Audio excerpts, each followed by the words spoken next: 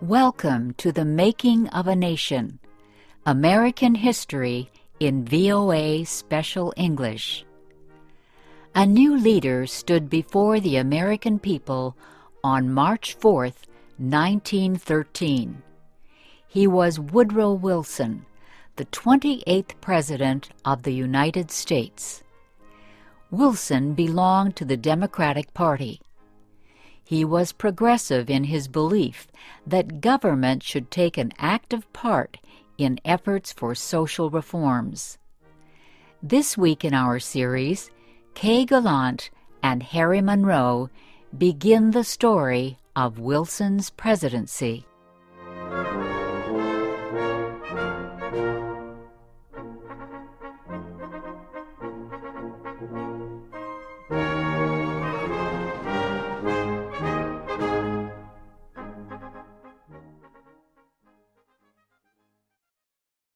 Woodrow Wilson had spent most of his life at Princeton University. First, he was a professor. Then he was university president. Next, Wilson was elected governor of the state of New Jersey. His early success as governor made him a leading candidate for the Democratic presidential nomination in 1912. Wilson traveled widely around the country during the campaign. He made speeches to many groups. He tried to make himself and his ideas known to as many Americans as possible.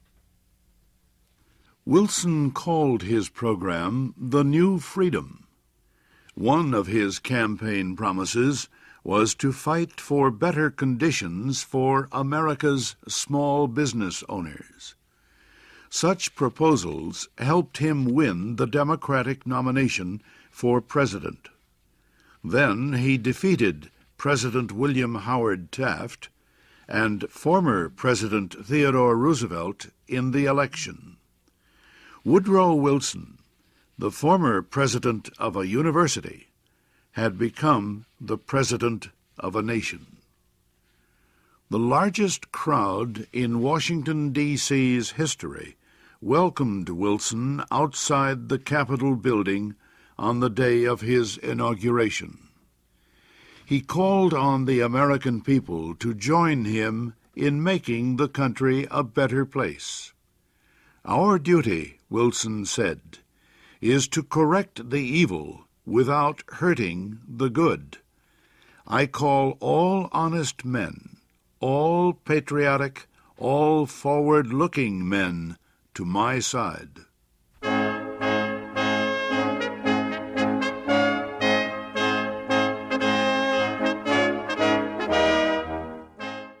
Wilson wasted no time.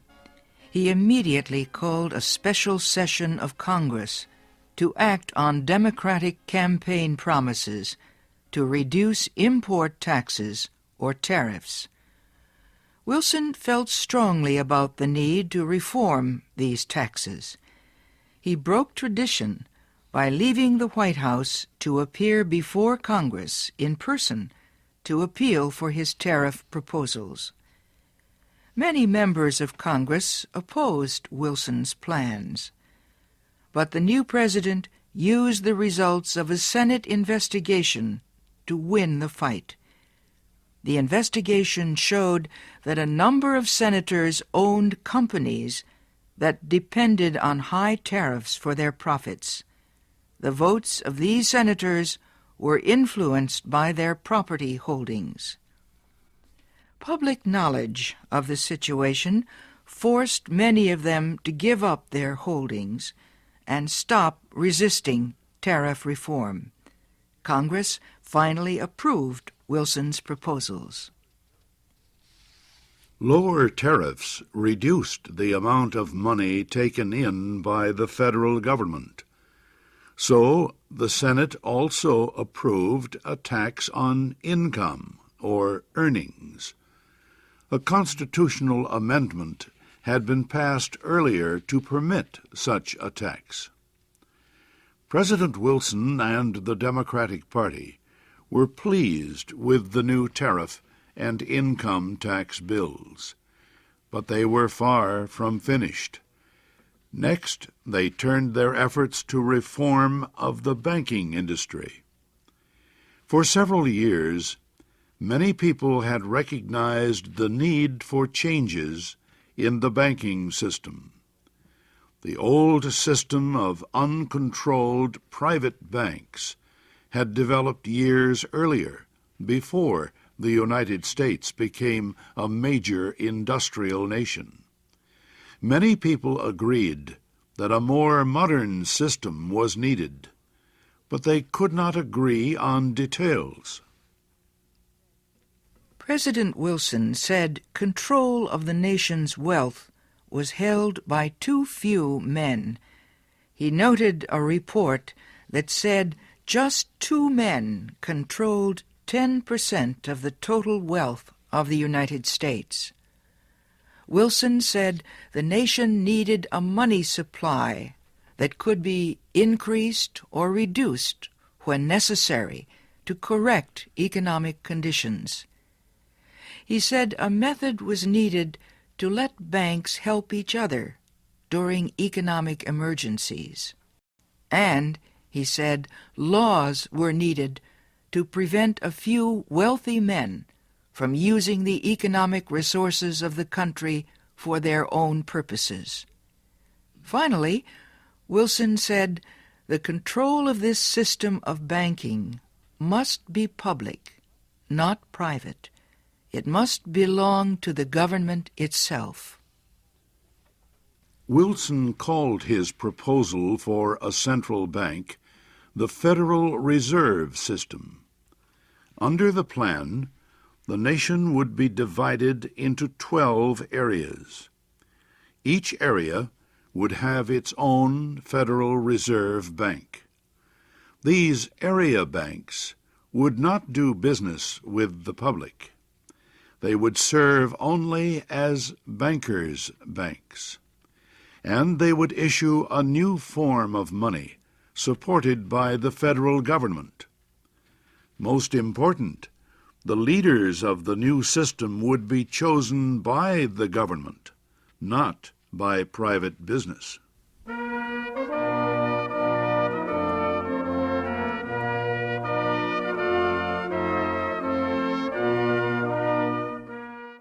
Bankers, business leaders, and their representatives in Congress sharply criticized President Wilson's proposals. They said government control of the banking system was socialism, not capitalism. But Wilson refused to change his proposals, and he helped to lead the fight to make them law. Finally, Congress agreed. It did not take long for bankers to discover that the new system was much better than the old one. Today, the Federal Reserve System is one of the most important institutions in the United States. For Woodrow Wilson, the fight over the banking system was yet another political success. He had won major reforms in the nation's tariffs, taxes, and banking systems. Now he told Congress that new legislation was needed to control the power of monopolies and trusts. These were the giant companies and business alliances that controlled complete industries. Wilson proposed a new antitrust law to control the actions of large companies. His supporters in Congress wrote a bill that listed a number of business activities that no longer would be permitted. For example, no longer could a company set prices that would reduce competition or create a monopoly. No longer could corporations buy stocks of competing companies. No longer could they demand that a store refuse to sell competing products. The new bill also protected labor unions from being charged with antitrust violations. It gave unions more power to organize and protect workers. At President Wilson's request, Congress also prepared a law that set up a government agency called the Federal Trade Commission. The commission was given the job of investigating wrongdoing in business. It had the power to force companies to obey the new antitrust laws and other rules. Both the antitrust law and the Federal Trade Commission help protect small business owners from the power of business giants. Once again, the proposals caused fierce debate, but once again, Congress finally voted to give Wilson most of what he wanted.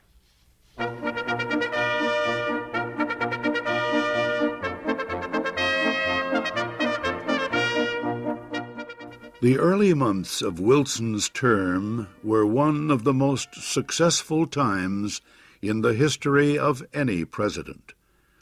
The new president had won the election by promising major reforms in the economic life of the country, and he had kept that promise. The reforms were not only a victory for Woodrow Wilson, they also changed the face of American business and economics for many years to come. The income tax, for example, grew to become the federal government's main source of money. Woodrow Wilson had taught history in the days when he was a professor at Princeton University. He knew his actions as president could influence the country for a long time. But as a historian, he also knew his own term in the White House could be changed by unexpected events. That is just what happened. Wilson campaigned for president